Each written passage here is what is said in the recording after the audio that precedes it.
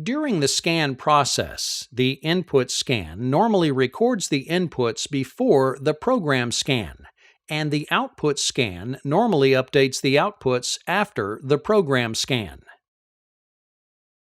For time-critical applications, immediate input and immediate output instructions are used to interrupt the normal program scan to update the current input or output image table.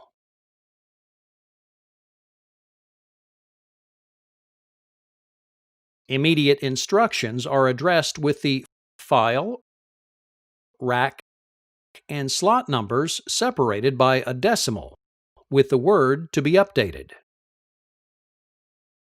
As the program is executed and reaches an immediate input instruction, the scan is interrupted and the bits of the addressed word are updated.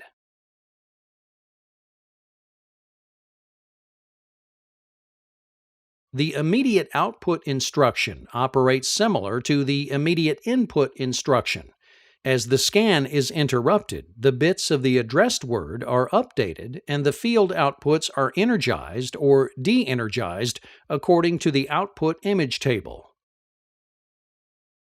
After the immediate instructions are executed, normal program scan resumes.